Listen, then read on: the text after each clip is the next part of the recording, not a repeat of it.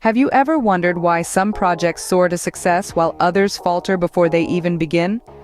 Often, the difference lies in the thoroughness of the initial planning stages.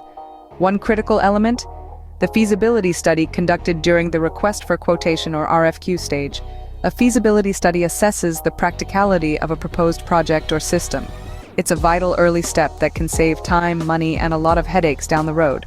So how do you conduct a robust feasibility study at the RFQ stage? Here's a straightforward approach. Step 1 involves gathering detailed project requirements. This means understanding not only what is needed, but also why it's needed. Dive deep. Explore every angle of the project's goals, expected outcomes, and potential impacts. Moving to step 2, analyze the market. This is where you answer key questions about demand. Who needs this product or service? What competition exists? And how saturated is the market? This step ensures the project has a fighting chance to thrive in its intended environment. Step 3 is about resource assessment.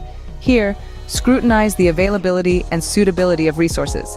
This includes technology, manpower, financial resources, and any other materials that are critical to project success. Can these resources meet the demands of the project within proposed timelines and budget? For step 4, evaluate the risks. Every project carries risk, but not all risks are obvious from the start.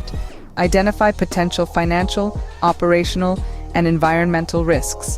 What could possibly go wrong, and how severe could the impacts be?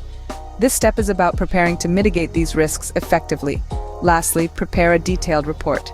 This document should compile the findings and insights from the previous steps, providing a clear picture of the project's viability. It should include an overview of the needs, market analysis, resource availability, and risk assessment. In summary, conducting a feasibility study during the RFQ stage involves detailed requirement gathering, market analysis, resource assessment, risk evaluation, and comprehensive reporting.